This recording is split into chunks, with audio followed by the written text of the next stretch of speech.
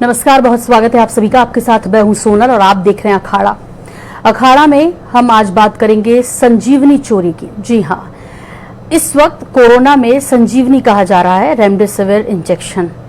और संजीवनी मतलब कोरोना मरीजों को जीवन दान देने वाला वो रेमडेसिविर इंजेक्शन जिसकी मध्य प्रदेश की राजधानी स्थित सबसे बड़े सरकारी अस्पताल से चोरी हो जाती है, जहां पूरे प्रदेश में एक एक इंजेक्शन को लेकर मारामारी चल रही है। और न सिर्फ प्रदेश में, पूरे देश में इस वक्त क्राइसिस है इंजेक्शन को लेकर।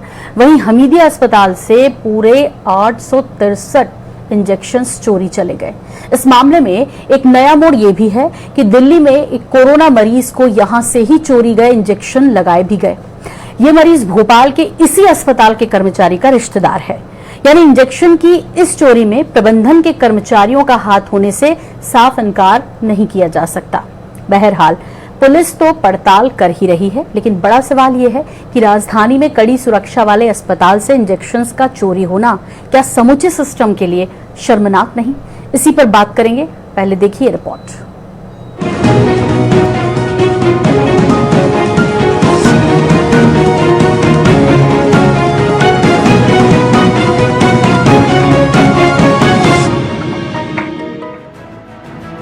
कोरोना एक आपदा है और इस आपदा में भी कई ऐसे लोग हैं जो अवसर तलाशने की कोशिश कर रहे हैं। कुछ घटनाएं तो बेहद शर्मनाक होती हैं, जिसमें से एक घटना राजधानी भोपाल के हमीदिया अस्पताल से चोरी हुए रेमडेसिविर इंजेक्शन की है। 2 दिन बीत जाने के बाद भी अब तक इस चोरी का खुलासा नहीं हो सका है, लेकिन कई नए तथ्य इस मामले में सामने आए हैं। जो इंजेक्शन चोरी हुए थे उनमें से 6 इंजेक्शन दिल्ली में एक मरीज को लगाए गए हैं। उन सभी इंजेक्शन की सीरीज भी चोरी हुए इंजेक्शन की सुई से मैच हो गए हैं। इतना ही नहीं, इंजेक्शन को लेकर हमीदिया अस्पताल के रिकॉर्ड में भी घपला मिला है, जिसके चलते अब पुलिस इस एंगल से भी जांच कर रही है।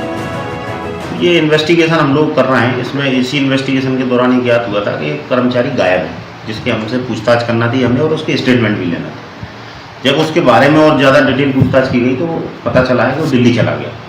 जब दिल्ली से लौटा, दिल्ली से लौटने के बाद उसको बुलाया गया तो उससे और पूछताछ की गई तो उसके द्वारा ये बताया गया है कि मैं जो है डी ब्लॉक को कोई वहाँ एक नर्सिंग स्टाफ में कोई नर्स है, उसके मैंने 6 इंजेक्शन लिए थे। उसका सालावर्ती कोमल नर्सिंग होम दिल्ली में भर्ती है, उसको वो इंजेक्शन यहाँ से दे के गया था। हमीदिया अस्पताल के स्टोर रूम से 863 रेमडेसिविर के इंजेक्शन चोरी हो गए थे। जिस दिन से इंजेक्शन चोरी हुए थे उसी दिन 800 मरीजों को इंजेक्शन लगने थे। जहां से इंजेक्शन चोरी हुए वो जगह दूसरे माले पर थी और वहां जाली को अंदर से काट कर क्राइम सीन बनाया गया था, जिससे साफ हो रहा है कि अंदर का ही कोई व्यक्ति इस चोरी में शामिल है।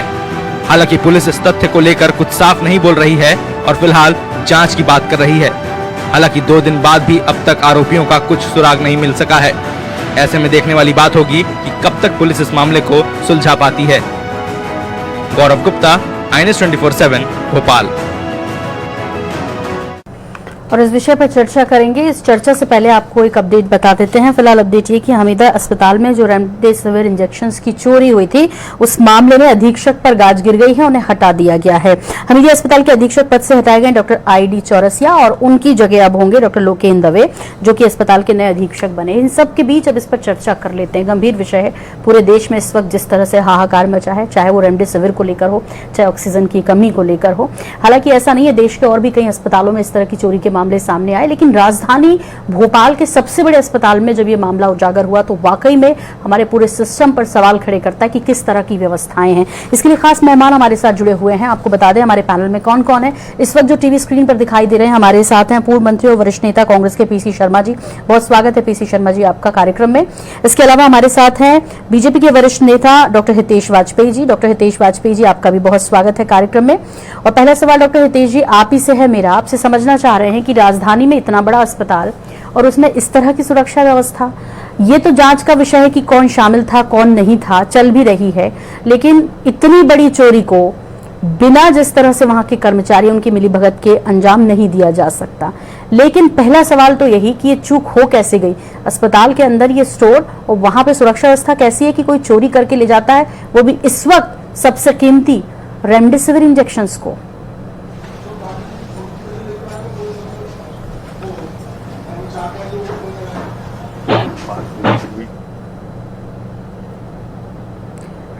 बात के गलत संदेश की वजह से है कि पहली चीज तो जो रेमडेसिविर है वो किसी प्रकार की कोई संजीवनी नहीं है। ये ड्रग अभी भी ट्रायल पर है। कोई भी क्लिनिकल डेटा एविडेंस रिसर्चर्स के पास ऐसा नहीं है कि ये कोरोना की मोर्टालिटी दर को कम करता है या किसी प्रकार से निर्णायक रूप से इसमें कोई फायदा देता है। हाँ, ये ट्रायल पर ये ड्रग है, जैसे और भी दवाइयां हैं उसी प्रकार से है। ये मैं इसलिए कहना चाहता हूं सोनल जी कि लोगों के बीच इस दवा को लेकर जिस प्रकार से चाहत क्रिएट हुई है, उस चाहत से बहुत ज्यादा नुकसान लोगों को हो रहा है, जो मैं देख रहा हूं। चाहे वो इसकी कालाबाजारी से संबंधित हो, चाहे चोरियों से संबंधित हो, जो रिस्क लोग ले रहे हैं इस दवा को लेकर, उतनी वो उपयोगी नहीं है। और मुझे ऐसा लगता है कि इसलिए कैलकुलेटेड वे में चलने की जरूरत है। इसको लेकर जो भ्रांतियां हैं वो भी कम करना हम लोगों की जिम्मेदारी, इसलिए मैंने अपनी बात को संक्षेप में रखा। आपने समय दिया, इसके लिए बहुत बहुत धन्यवाद। आपने जो विषय उठाया, सवाल रेमडेसिविर का नहीं है। किसी भी प्रकार की अव्यवस्था इस प्रकार की महामारी के दौरान, जब शासन एक एक बूंद चीजें इकट्ठे कर रहा है, चाहे ऑक्सीजन की बात हो, बेड्स की बात हो या किसी भी प्रकार की, और वहां पर जब मेडिकल फ्रेटर्निटी की जो हमारी कलेक्टिव फ्रेटर्निटी है, मतलब इस मेडिकल फ्रेटर्निटी में मैं वार्ड बॉय से लगा के डॉक्टर तक सभी को शामिल कर रहा हूं, तो कहीं से भी किसी भी मिस्टीरियस इंसिडेंट्स की यदि कोई खबर आती है तो दुख पहुंचाती है, इसमें कोई दो मत नहीं है। सवाल चोरी का तो सुनील जी आप भी जानती हैं, चोरी हो रही तो सब पकड़ी जाएंगी, इसमें कोई दो मत नहीं है। चोर भी पकड़ा जाएगा, इसमें भी कोई दो मत नहीं है। लेकिन बिल्कुल आपकी बात सही है कि ऐसे समय में इस प्रकार की घटनाएं होना कहीं ना कहीं हमारे सिस्टम के ऊपर प्रश्न चिन्ह लगाता है, और आपके प्रश्न सभी जायज हैं। प्रशासन सख्ती से इस विषय में काम कर रहा है। जांच लगभग मुझे लगता है, जैसी मेरे पास सूचनाएं हैं, पूरी होने को आ गई है। जल्दी आपके सामने पूरा विषय पुलिस के वरिष्ठ अधिकारी रखेंगे। जी डॉक्टर हितेश, जैसे कि आपने कहा कि ये कोई सर्टिफाइड वो नहीं है, लेकिन फिर भी हाँ फायदा कर रही है, फिर भी इसकी कालाबाजारी चल रही है, फिर भी 25,000 सबसे मिनिमम प्राइस में बता रही हूँ उसमें बेचा जा रहा है। लगातार रेमडेसिविर की इस तरह की घटनाओं के बारे में जानकारी मिल रही है कि कैसे उसकी कालाबाजारी की जा रही है। मैं मध्य प्रदेश की नहीं बात कर रही, पूरे देश में इस तरह की खबरें आ रही हैं। यह सर्टिफाइड करने की जिम्मेदारी जाहिर तौर पर साइंटिस्ट की है, वैज्ञानिक की है, हमारी नहीं है। लेकिन यहाँ पर सुरक्षा में चूक का एक बड़ा मसला है, जिस पर मुझे लगता है कि आपको और स्पष्ट करना चाहिए। बिल्कुल, मैंने इस बात को स्वीकार किया है कि चाहे रेमडेसिविर हो, चाहे किसी भी प्रकार की दवाइयां हो, यदि स्टोर से चोरी जाती है तो साहब ये जनता का और शासन का पैसा है, तो सवाल ही नहीं उठता कि ऐसे समय में बहुत आम हो जाती। हितेश वाजपेयी जी, ये चोरी बहुत आम हो जाती यदि चोर रेमडेसिविर के अलावा कुछ और लेकर जाते। वो तो रेमडेसिविर इंजेक्शन से लेकर गए हैं, यानी बाकायदा पूरी प्लानिंग के साथ किया गया है। पीसी शर्मा जी, आपसे हम प्रतिक्रिया चाहेंगे इस विषय पर। हालांकि इस पे बयान कांग्रेस ने कई दिए हैं और आप भी लगातार मुखर है इस विषय पर, प्रतिक्रिया आपकी।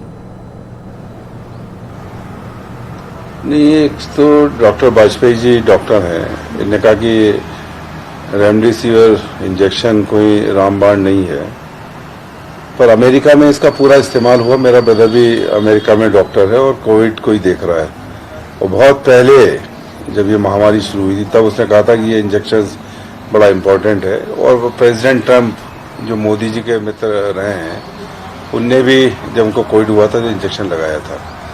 और ये मान के चलिए, ये चीज़ एक बार वीडियो कॉन्फ्रेंसिंग में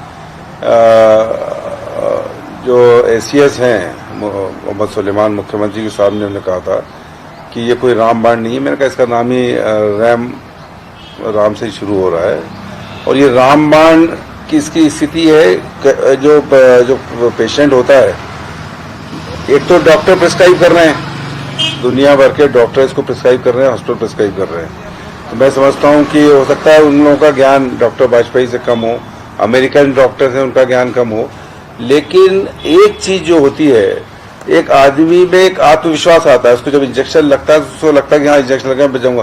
तो ये कोरोना की लड़ाई में जो मैंने देखा है कि अगर आदमी में एक ताकत आ जाए कि हाँ अब मेरे को ये दवा मिल गई है, इंजेक्शन मिल गया, अब मैं ठीक हो जाऊंगा, तो वहां से उसकी ठीक होने की गति ठीक हो जाती है। जैसे बहुत से पेशेंट्स मैंने देखे, क्योंकि मैं भी इन सब चीज़ों को, मुझे खुद कोरोना हुआ और मैंने लोगों को देखा तो उनमें अगर ये बात भर दी गई कि अब तुम ठीक हो जाओगे, ये हो गया है, तो वो ठीक हुए हैं। तो ये भी एक है। पुराने जमाने में ये कहा जाता था, कोई गांव का आदमी आता था, बोले सुई लगाई कि नहीं लगाई, सुई लगा दी, बोला आप ठीक हो जाएगा। तो ये एक आदमी का एक इम्प्रेशन है, उसको जब ये आ जाता है तो ये इसलिए आज ये दवा, ये इंजेक्शन इस बात का प्रतीक हो गया है कि दवा बाजारों में भीड़ लगी है, लाइन लगी है, चोरी हो रहा है, 865 चोरी हो गए, उसको दिल्ली में लगा दिया गया, 20,000 में बिक रहा है। अरे ये सब तो चीजें दिख रही ना, कालाबाजारी कैसे हो रही है, इतने चोरी कैसे हो रही है, कौन पीछे है इसके, कोई लंबे हाथ हैं किसी के, पूरी सिक्योरिटी सब कुछ, जो पुलिस 3 दिन में उसका आज तक पता नहीं लगा पाई। इसका मतलब ये कहीं ना कहीं बड़ा चोरी घोटाला है, लंबा मामला है, ये तो आगे आने के समय खुलेगा। लेकिन हमारा कहना यही है कि लोगों को इंजेक्शन मिल जाए, जो डॉक्टर प्रिस्क्राइब करे, जिस पेशेंट के लिए करे उसको मिल जाए, और थोड़े बहुत ज्यादा लेना है रेट तो ले लो, पर लोग कह रहे हैं भैया हमारी जान बचा लो, तो इसलिए ये बहुत इम्पोर्टेंट है मेरे हिसाब से। और जो प्रिस्क्राइब हो रहा है उन अस्पतालों को चला जाए। मैं गया था इसमें आज, जहां से इसका सप्लाई होने का काम चल रहा है, मालवीय भवन, भीड़ लगी थी पेशेंट्स की, उनको डॉक्टर के प्रिस्क्रिप्शन थे, बिल नहीं रहते, बोल साहब वो कलेक्ट्रेट से आएगा तब देंगे। ये क्या हो क्या रहा है, ये कहाँ गया है सिस्टम, पूरी तरह फेल कैसे हो गया है।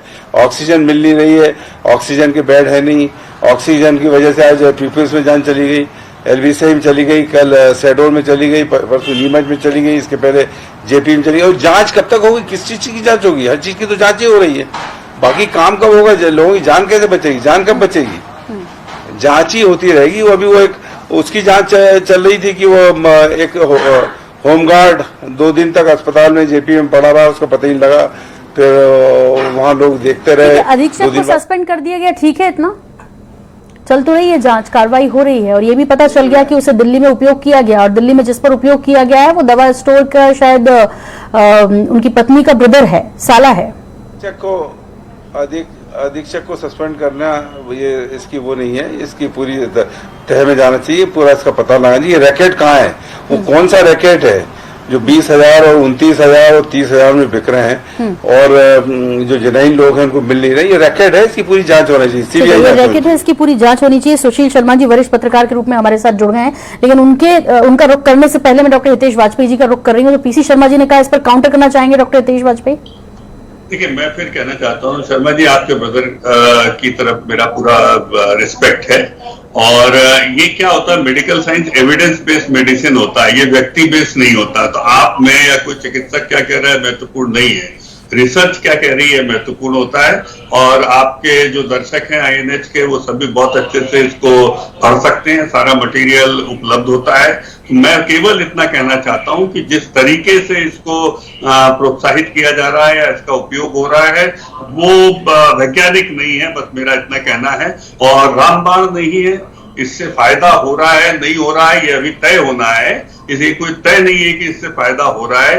तो मुझे लगता है थोड़ा धैर्य रखना चाहिए, और सही बात लोगों तक यदि हम पहुंचाएंगे तो ये जो रैट रेस है, इससे जो नुकसान हो रहा है, मैं सुदन जी बहुत सोच के बोल रहा हूं, इस रैट रेस से जो नुकसान हो रहा है उससे शायद लोग बचेंगे और हम लोग बेहतर तरीके से काम कर पाएंगे।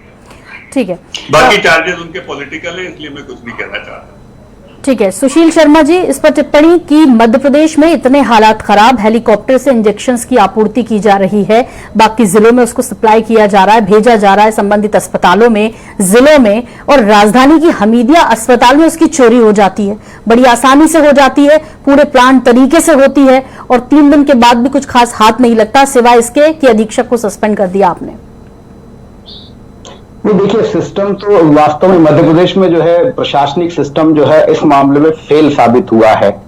ये नई बात नहीं, जब महाराष्ट्र में जब कोरोना के मामले दूसरी लहर में बढ़ना शुरू हुए थे, तब कम से कम जो सीमा के क्षेत्र, सीमावर्ती जिले जो थे, बैतूल है, छिंदवाड़ा है, खरगोन है, बड़वानी, यहां पर प्रशासन अच्छी कार्रवाई करके जो है मध्य प्रदेश में कोरोना को आने से रोक सकता था, प्रशासन की लापरवाही रही। दूसरी बात, जो अब इंजेक्शन को लेकर देखिए, ये एक और बड़ी लापरवाही है।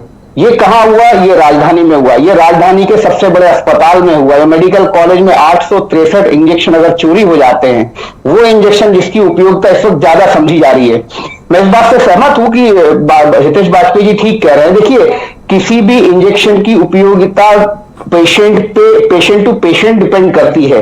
सभी पेशेंट्स को इंजेक्शन नहीं लगाए जा सकते, किसकी क्या स्थिति है डॉक्टर प्रिस्क्राइब करे इंजेक्शन तो ज्यादा बेहतर है। लेकिन इस इंजेक्शन को लेकर जो माहौल बन गया है वो मुझे लगता है बहुत ज्यादा अतिरंजित है, अतिशयोक्तिपूर्ण है, और इसका नुकसान जो है, इसका अनावश्यक दबाव सरकार पे भी है, डॉक्टरों पे भी है।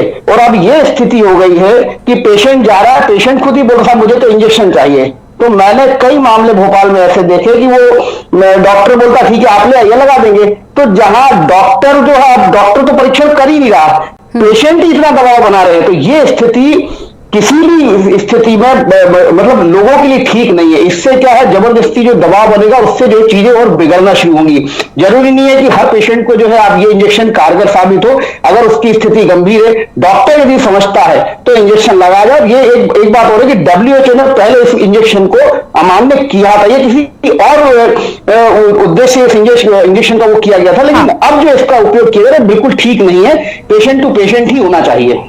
सुशील जी, यहाँ पे सवाल इंजेक्शन के असर की नहीं है, यहाँ पर सवाल है कि एक अस्पताल से, सबसे बड़े अस्पताल से इतनी सिक्योरिटी, इतने सारे पेशेंट जहां पर है, उस बीच 863 इंजेक्शन चोरी हो जाते हैं। चोरी कुछ भी होता है, पैरासीटामोल की गोली भी क्यों नहीं चोरी होती है? आपको नहीं लगता कि गंभीर है इस समय में?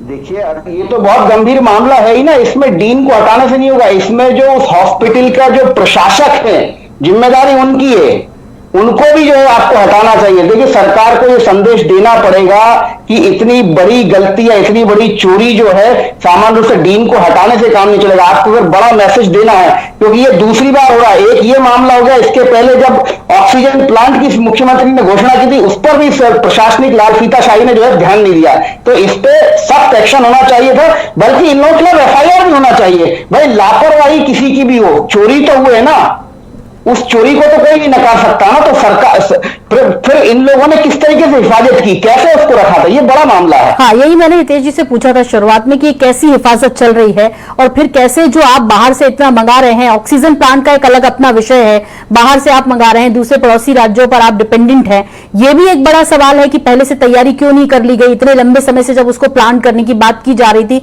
तो आखिर कहां पर देरी हुई है? लेकिन फिलहाल आज का विषय यह है कि चोरी चले जाते हैं रेमडेसिविर के इंजेक्शन, असर की बात नहीं कर रहे हैं, यहां पर बात करें कि सुरक्षा व्यवस्था कैसी है, जहां मुख्यमंत्री लगातार लोगों से आग्रह कर रहे हैं कि इस बीमारी की चेन को तोड़ने के लिए हमारा सहयोग कीजिए, लेकिन खुद उस डिपार्टमेंट में जहां जिन पर ये जिम्मेदारी है, ये सब कुछ क्या चल रहा है? एक बड़ा रैकेट हो सकता है हितेश जी, जिस तरह के संकेत अभी PC शर्मा जी ने भी दिए, एक बड़ा रैकेट है और ये शुरू हो गया है। देखिए सब जानते हैं कि इस आपदा में अवसर बना लिया मेडिकल के कई लोगों ने इसको।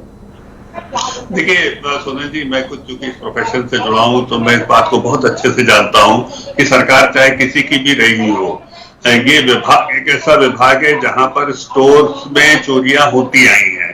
कोई भी चीज जिसकी कीमत होती है, मेडिकल प्रोफेशन में मैंने इसको देखा है कि स्टोर्स जो है बड़ी नोटोरियस एक्टिविटीज का केंद्र होते हैं, इससे नकारा नहीं जा सकता। और कोरोना काल है, उस समय जब आपने ये चीज देखी है तो हो सकता है ये आपको हम सबके फोकस में भी आ गई है। अन्यथा कहो इस प्रकार की घटनाएं होती रहती हों और हमको पता भी नहीं लगता है, तो अब इस बात से नकारा नहीं जा सकता। तो इसीलिए ये अवसर है जब हमको हमारा सिस्टम भी, जो सुशील जी ने बात कही है, मैं उसको आगे बढ़ाऊंगा कि इस कोरोना काल में जो चुनौतियां, जो कमियां हमको दिखाई दे रही है हमारे सिस्टम में, उन चुनौतियों और कमियों के हिसाब से भी हमको अपने आप को तैयारी के लिए तैयार कर लेना चाहिए, क्योंकि इस दौरान आपको दिखाई दे रहा है कि कहां कहां पर हमको एक लूजने से हमको काम करने की जरूरत है। तो मुझे लगता है कि इसके लिए तैयारी हो रही है। और जहां तक अधीक्षक को बदलने की बात है, ये बात सच है कि सबके अपने काम करने का तरीका होता है। और लोकेन्द्र दवे जी को मैं निजी रूप से भी जानता हूं, बहुत सिंसियर आदमी है और मध्य प्रदेश सरकार के कोविड के सलाहकार भी हैं, तो वो इस विषय की गंभीरता को भी समझते हैं। और पुलिस इन्वेस्टिगेशन उनका विषय नहीं है, वो जारी है पूर्ण रूप से, वो पुलिस और क्राइम ब्रांच का है। मुझे पूरी उम्मीद है कि ये जो विषय है निकल कर सामने आएगा। और चूंकि मैंने दिग्विजय सिंह किसी के समय में भी नौकरी करी है स्वास्थ्य विभाग में, शर्मा जी बहुत अच्छे से जानते हैं, तो उस समय भी मैं बहुत अच्छे सब स्टोर कीपर को हम लोग नाम से जानते थे और किस डायरेक्टर के घर पे कितने बजे कौन पहुंचता था, ये पूरी जानकारी है साहब। तो क्यों मेरे से आप उन चीजों को पॉलिटिकल करवा रहे हैं? पर हाँ, इस पे सुधार होना चाहिए, इसमें कोई दो मत नहीं है। बहुत लंबे समय से हमको ये घटनाएं देखने को नहीं मिली थी और ये घटना कहीं ना कहीं प्रश्न खड़े करती है। ठीक है डॉक्टर हितेश वाजपेयी, जितनी सहजता से आपने ये स्वीकार कर लिया कि हाँ इस फील्ड में और खासतौर पर दवा स्टोर्स पे इस तरह से संबंधित शिकायतें पहले भी आती रही हैं और अब हमको कोरोना काल में सीख लेना चाहिए। पहला नहीं, ये दूसरा है, हमें सीख पहले लेनी चाहिए थी, हम फिर इसमें डिले हुए। चलिए आपने स्वीकार कर लिया, अच्छी बात है। आपके हिसाब से चूंकि आप खुद इस फील्ड से हैं तो इसमें सिर्फ अधीक्षक नहीं, कायदे से कौन कौन दोषी और उनके ऊपर जो है कार्रवाई होनी चाहिए, कम से कम मैसेज तो जाए। देखिए, जो भी क्राइम ब्रांच की जो जांच चल रही है उसमें जो भी लोग इसमें पाए जाते हैं या संदिग्धता के दायरे में आते हैं, उन सब के नाम जैसा आपने कहा है एफआईआर में सम्मिलित किए जाना चाहिए। चूंकि जांच जो है एफआईआर के तहत ही हो रही है, इसलिए स्वाभाविक है कि उसकी चार्जशीट में उन सबको सम्मिलित किया जाना चाहिए। किसी को भी नहीं बख्शा जाना चाहिए। जिसके अधिकार क्षेत्र में ये विषय आता है उस सबको जांच के दायरे में लेना चाहिए। मैं आपकी बात से सहमत हूँ। ठीक है डॉक्टर आईडी चौरसिया, क्या सिंसियर नहीं थे? आपने कहा कि दवे जी सिंसियर हैं, तो ये तो बड़ी गंभीर स्थिति है स्वास्थ्य विभाग की मध्य प्रदेश में कि वो सिंसियर नहीं है इस स्थिति में, जबकि हालात खराब हैं और हम कह रहे हैं, लोगों से अपील कर रहे हैं, लेकिन हम सुरक्षा व्यवस्था भी अपनी तगड़ी नहीं कर सकते। प्रशासन से जाहिर तौर पर चूक हुई है यहाँ पर। वो भी हमीदिया अस्पताल आए दिन कुछ ना कुछ लेकर वो विवादों में रहता है, सुर्खियों में रहता है, और फिर भी वहां पर मरीज इतनी बड़ी संख्या में रहते हैं क्योंकि वहां एजुकेटेड डॉक्टर्स हैं, वहां पे काबिल डॉक्टर्स हैं। ऐसी स्थिति में ये वहां पे सिचुएशन नहीं बननी चाहिए थी और चोरी हुई है तो वाकई में गंभीर सवाल है। चाहे ठीक है आप इसको स्वीकार कर रहे हो, लेकिन ये न सिर्फ राजधानी के सभी जगह ये सवाल उठता है कि हम किस तरह की व्यवस्थाएं वहां पर हैं और वो भी इस कोरोना काल में। पीसी शर्मा जी, कांग्रेस की तरफ से जो आक्रामकता दिखनी चाहिए थी इस विषय पर वो नहीं दिखी, सिर्फ बयानबाजियां दी। क्यों? इसलिए क्योंकि रेमडेसिविर की कालाबाजारी छत्तीसगढ़ में भी हो रही है। क्यों? इसलिए क्योंकि जो बाकी राज्य हैं वहां से भी इस तरह की खबरें आ रही हैं।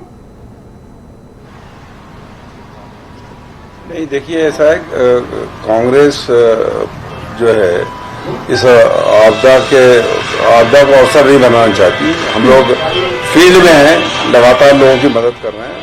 कमलनाथ जी जहां अपने क्षेत्रों में मदद कर रहे हैं, तनखा जी मदद कर रहे हैं, और जो ऐसे समय फील्ड में रहना, हमारे जितने विधायक हैं इंदौर के, संजय शुक्ला, मैं, यहाँ सब लोग लगे हैं। लेकिन एक चीज जो कही वाजपेयी जी ने कि बड़े अस्पतालों में छोटी मोटी घटनाएं होती रहती है, वो चोरी को कोई बड़ी बात नहीं बता रहे हैं, ये तो होता ही रहता है, भला हमेशा होता रहा। और ये कि दिग्विजय सिंह के जमाने कुछ ऐसा हुआ था तो इसलिए अब भी होना चाहिए। दूसरा, उन्होंने कहा कि जो आईडी चौरसिया सिंसियर नहीं थे, तो सिंसियर नहीं थे तो 6-8 महीने से 10 महीने से अनसिंसियर आदमी को बिठाया क्यों इस कोरोना काल में?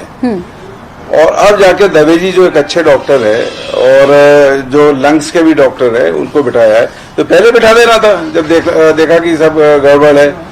तो कुल मिलाकर वो इस चोरी को कोई बड़ी घटना नहीं बता रहे उनके हिसाब से, पर मैं समझता हूँ ये चोरी नहीं डकैती है, और इतनी बड़ी डकैती है कि उसका इंजेक्शन दिल्ली में जाके लग रहा है और भोपाल में 20,000, 25,000, इंदौर में 29,000 में बिक रहा है।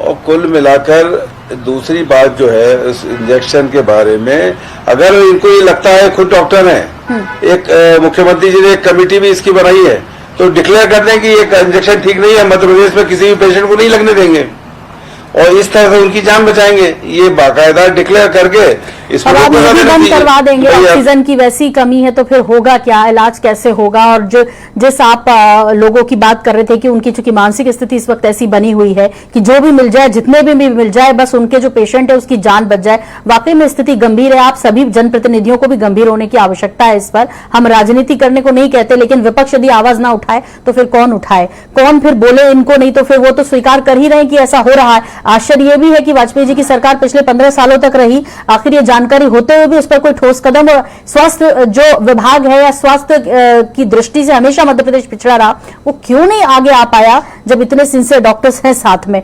सुशील जी, आपसे आखिरी टिप्पणी में लेना चाहूंगी इस विषय पर।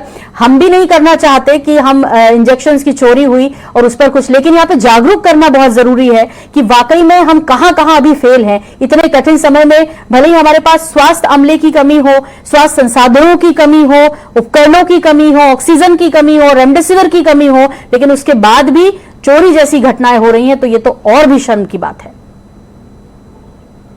नहीं, देखिए, हम अगर अपनी कमियों की बात करें तो हमारी सबसे बड़ी कमी तो यही रही कि हमने पिछले साल कोरोना को अनुभव किया था, तैयारियां की थी, और उसके बावजूद जब मालूम था कि दूसरी लहर आनी है तो हमने उस लहर का सामना करने के लिए क्या तैयारी की, ये सबसे बड़ा सवाल है जो जिसका जवाब किसी के पास नहीं। इसका मतलब है सरकार ने भी लापरवाही बरती, स्वास्थ्य महकमे ने लापरवाही बरती, और हर उस जिम्मेदार अधिकारी ने इसको बहुत लापरवाही के साथ लिया। देखिए, ऑक्सीजन ये सब आपको आकलन करके रखना था। जब पहली लहर आई थी तभी जो विशेषज्ञ ये कह रहे थे कि इसकी दूसरी, तीसरी, चौथी लहर भी आएगी, तो हमारी सरकार क्या सो रही थी?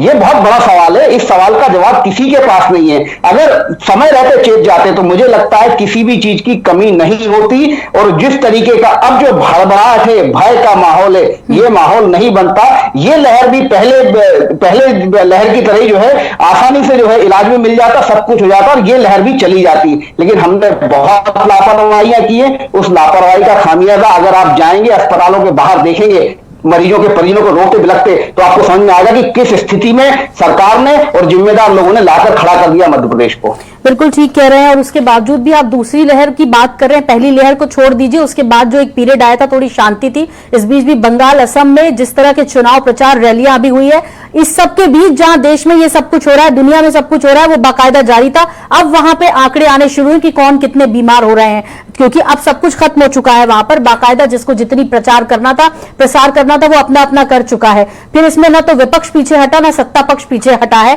सभी राजनीतिक दलों ने बढ़ चढ़कर हिस्सा लिया है। तो अब किसको जिम्मेदार ठहराया जाए, एक बड़ा सवाल है। फिलहाल आप तीनों ने इतना वक्त दिया, इसके लिए बहुत शुक्रिया, बहुत धन्यवाद। उम्मीद करती है जनता आप लोगों से, कृपया उनकी मदद कीजिए इस कठिन समय में, ऐसी उम्मीद आपसे करते हैं। फिलहाल मास्क जरूर पहने, सोशल डिस्टेंसिंग का पालन करें। INS 24/7 आपसे अपील करता है। मुझे दीजिए इजाजत, लेकिन जारी अपडेट का सिलसिला INS 24/7 पर हर बड़ी खबर के साथ आपसे फिर मिलने आ रहे हैं। बने रहिए हमारे साथ।